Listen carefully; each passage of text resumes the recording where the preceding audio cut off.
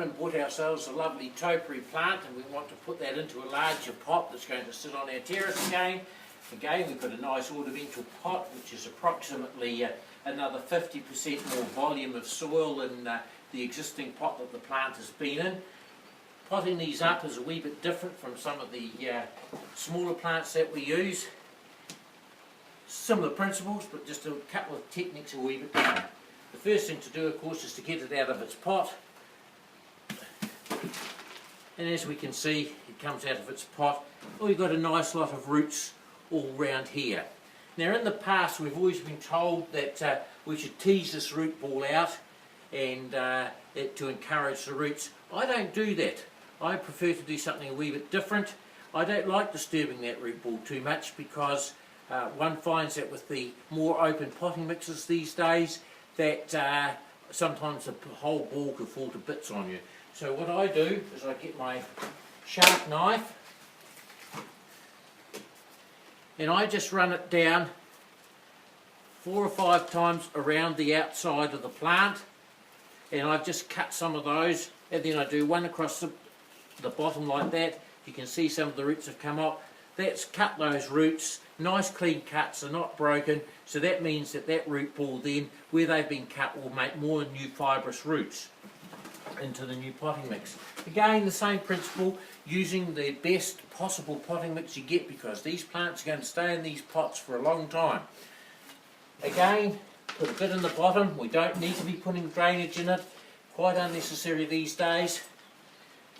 Give it a bit of a firm with your hand just to make sure it's nice and tidy. Test it for height. Look at that, that looks about right. We've already cut the roots, so we don't need to worry about that. But we have a problem now, because the pot is a lot deeper than the shallower pots, the plastic pots in the smaller range. How are we going to firm that soil, that potting mix around the outside, to make sure that there are no air pockets and the plant has got plenty of potting mix in contact with its roots? So what I do is I put a wee bit of potting mix around the outside of the pot, and like being all good gardeners, I've broken plenty of spade handles over the years, but being the person I am, I like to recycle those, so they have a very good use, and they're good for firming down the potting mix around the perimeter of the root ball into the new pot.